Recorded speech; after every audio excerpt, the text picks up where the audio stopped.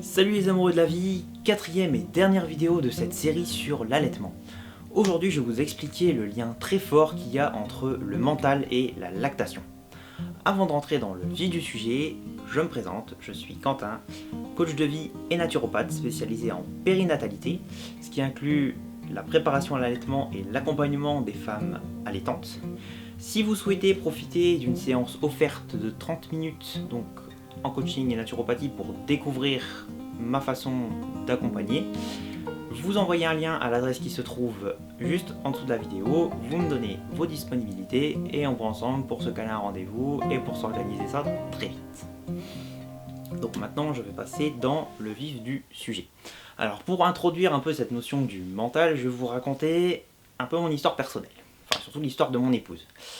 Donc en fait mon bébé quand il est né il était très fatigué. Donc ma chérie a voulu l'allaiter tout de suite, évidemment.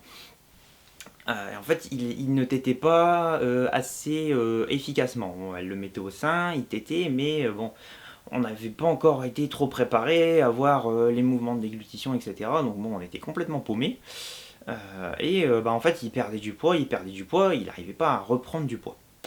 Donc pour ma chérie, ça commençait à devenir assez stressant, assez inquiétant.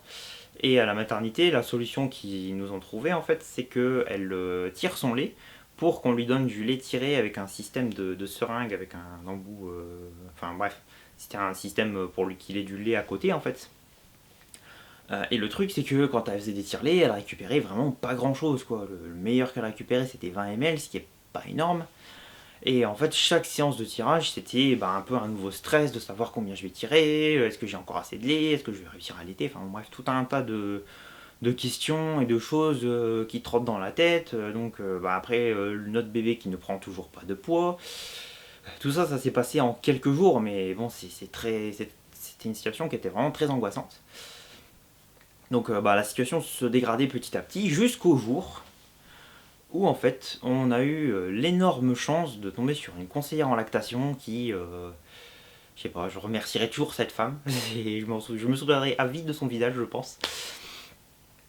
Donc elle se présente, passionnée par son métier, voilà, c'est un peu la pointure du conseil en lactation dans la région.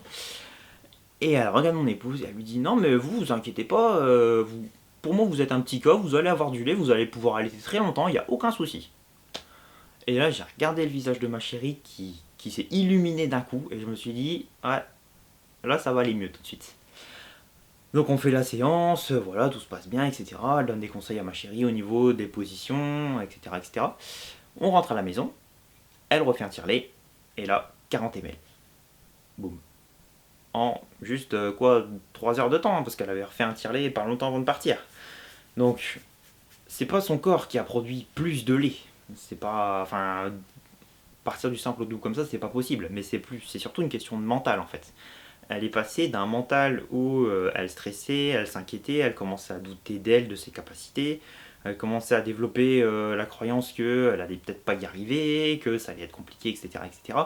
Et là, cette femme, en 15 secondes de temps, elle lui a complètement renversé tout ça, et en gros, ce qu'elle a mis à la place dans sa tête, c'est bon, maintenant je vais y arriver, comme toute femme qui veut y arriver, il n'y a aucun souci, et puis ça va aller, quoi. Enfin, vraiment, elle est rentrée, elle était confiante et elle sentait que ça allait le faire. Et puis ça l'a fait, on l'a vérifié tout de suite. Donc ce qui s'est passé exactement dans la tête de ma chérie, à ce moment-là, je l'observais mais je le comprenais pas encore très bien. Parce qu'il s'est passé dans sa tête et dans son corps. Donc dans cette vidéo, je vais en profiter pour vous expliquer un petit peu les liens qu'il peut y avoir entre le mental et le corps. Donc ça s'applique aussi à la lactation, mais ça explique en fait le pourquoi de ce qui s'est passé avec ma chérie. Donc déjà en fait, il y a une chose très importante à savoir, c'est que le cerveau ne fait pas la différence entre ce qui est passé, présent, futur, réel ou imaginaire. Ce qui veut dire que quand vous êtes dans une situation de complet stress à imaginer tous les pires scénarios possibles qui pourront arriver, pour votre cerveau c'est exactement comme si vous viviez toutes ces situations là maintenant en réel. Donc vous imaginez un petit peu, c'est assez agressif quand même. Et en fait, ce qui se passe, c'est que le cerveau, il modifie en fait sa chimie en fonction de ça. Donc ce qui veut dire que voilà, si vous êtes dans une situation comme ça, très stressante, etc., du coup, il va envoyer au corps des signaux qui sont mauvais. Parce que forcément, il va tirer sa chimie d'une situation négative, donc les signaux seront négatifs. Mais l'inverse est aussi possible. Et c'est ce qui s'est passé avec ma chérie. Elle est passée d'une situation comme ça à une situation beaucoup plus positive, où elle était confiante, où elle avait confiance en elle, où elle était persuadée qu'elle allait y arriver. Bah forcément, la chimie de son cerveau s'est modifiée instantanément, et boum, au niveau de son corps, ça s'est vu tout de suite. Ça, c'est vraiment la force du mental sur le corps. C'est un peu le principe de l'effet placebo, si vous voulez. On a mal à la tête, on prend un Doliprane. Dans les 10 secondes, oh punaise, ça va mieux, oh là, heureusement que j'ai pris ce Doliprane. J'avais un de ces mal de crâne. Mais c'est pas possible en fait. C'est pas possible. Un Doliprane, il faut au moins une demi-heure le temps qu'il agisse et qu'il vraiment il fasse quelque chose. Donc c'est de l'effet placebo. C'est exactement la même chose. Donc ça, c'est une première chose à savoir. Ensuite, donc là, j'ai parlé un peu de croyances. Quand on parle de croyances, c'est pas forcément des croyances religieuses, c'est tout ce qu'on croit en fait, qu'il est possible pour nous de faire ou pas. Si on croit qu'on est capable de faire telle chose, bah forcément, même si on n'a pas toutes les connaissances exactes, tout ce qu'il faut pour le faire, bah on va aller dans le sens où on va apprendre les connaissances, on va acquérir tout ce qu'il faut pour pouvoir faire la chose. Mais si on part avec la croyance qu'on n'est pas capable de faire quelque chose, bah c'est sûr que là, on s'arrête. Donc on est persuadé qu'on ne pourra pas le faire. Donc ça, nos croyances ont un impact énorme dans notre vie. D'ailleurs, j'ai fait une vidéo sur le sujet si vous voulez en savoir plus.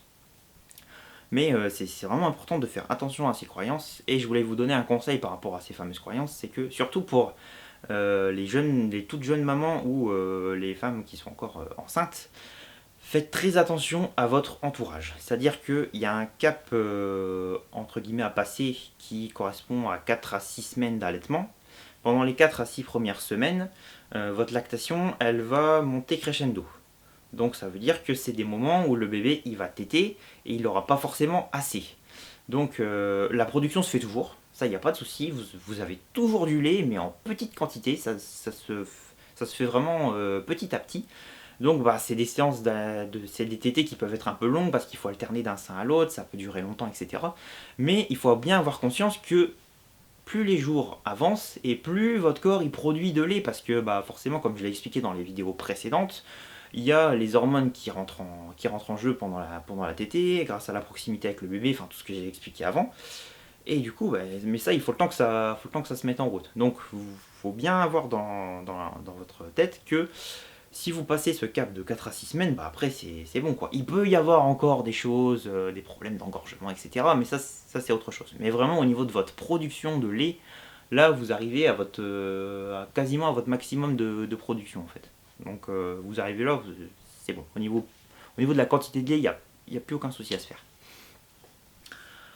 Donc je disais donc l'entourage. Parce que en fait le gros problème dans notre société, surtout en France, c'est qu'il y a énormément de femmes qui n'ont pas pu allaiter, donc soit parce qu'elles n'ont pas été assez bien accompagnées, parce qu'elles n'ont pas eu l'information, parce qu'elles n'ont pas été assez épaulées pour aller chercher l'information chez tel ou tel professionnel. Enfin bon bref, elles ont arrêté leur allaitement, ou sinon on leur a sorti des trucs bidons comme votre lait il est clair, de toute façon vous n'aurez pas assez de lait c'est sûr, ça peut être votre lait il est carencé, enfin bon tout un tas de trucs, votre bébé il est trop gros donc vous n'aurez pas assez de lait, enfin il y a toutes les excuses du monde possibles et imaginables.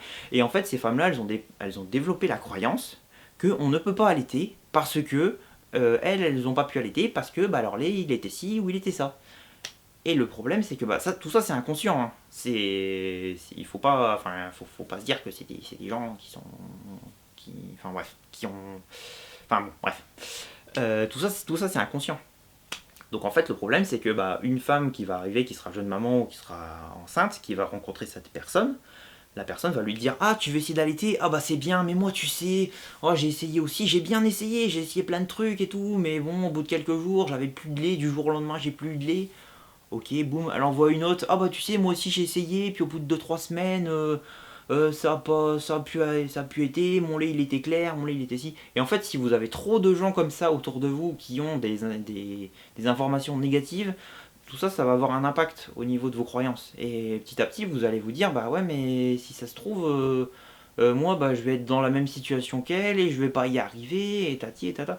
Ça, c'est des grosses conneries. Franchement, c'est vraiment des énormes conneries. En fait, la plupart des femmes comme ça qui n'ont pas pu allaiter, enfin je sais pas, dans les années 70-80, il y a eu une pénurie d'allaitement, on ne sait pas trop, on ne sait pas trop comment. Mais en gros, c'est des croyances tout ça. Je veux dire, regardez par exemple dans les pays nordiques comme en Norvège par exemple, si je ne dis pas de bêtises, après 6 mois, il y a encore 98% des bébés qui sont allaités. Je pense pas que les Norvégiennes ce soient des Wonder Woman par rapport aux Françaises. Certes, elles ont des congés qui sont mieux adaptés que les nôtres, etc. Tout ça, ça se discute. Ça, je suis d'accord par rapport à la sphère du travail. Mais ça, c'est un autre débat. Mais la réalité, vraiment, la capacité physiologique de la maman à allaiter, hormis gros problèmes de santé, il n'y a aucun souci. La plupart des femmes peuvent allaiter, il n'y a aucun souci. Même une femme qui prend des médicaments, vous vous renseignez auprès des autorités, des professionnels compétents, il y a énormément de médicaments qui sont compatibles avec l'allaitement, ça, il n'y a pas de souci. Donc pour conclure sur cette explication à propos des gens qui vous entourent, c'est entourez-vous de gens qui vont vous aider, qui vont vous pousser, qui vont vous tirer vers le haut, même si c'est que des hommes, tant pis, mais au moins avoir des gens qui vont pas être là à vous dire ah bah tu sais, bon t'essayes c'est bien mais moi j'ai pas réussi, ah bah tu sais tu risques de pas y arriver, ah bah tu sais tu risques de ci, ah bah tu sais tu risques de ça. Ça non, et ces gens-là, mettez-les de côté, évitez-les au maximum pendant au moins les 4 à 6 semaines. Après bon, une fois que le cap il est passé, que votre production elle est là, elle est bonne, voilà c'est bon, vous avez confiance, vous savez que le lait est là, qu'il n'y a pas de souci et que bah, après il faut continuer sur la lancée en fait. Donc voilà, ça très important.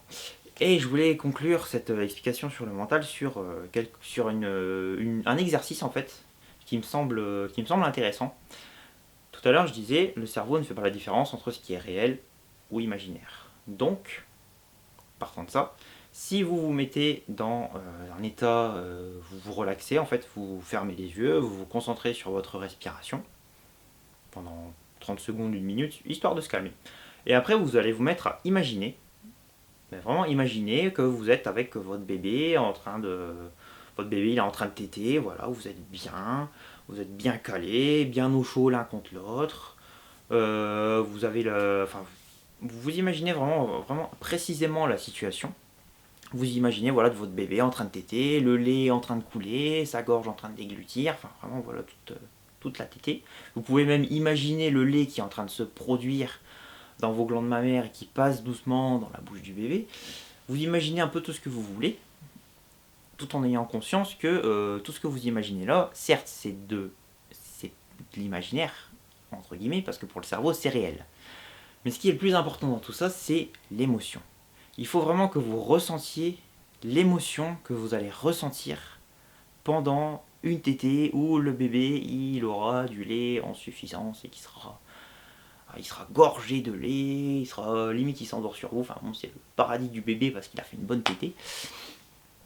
Et là surtout concentrez-vous sur vos émotions, voilà toutes les émotions positives que vous allez ressentir en fait dans la situation. La sensation d'amour pour votre bébé, la joie de pouvoir l'allaiter, la satisfaction de pouvoir donner le meilleur, enfin voilà, toutes les émotions positives que vous voulez. Parce qu'en fait, il faut bien comprendre que les émotions positives, et la gratitude en particulier, c'est ce qui génère la bonne chimie du cerveau.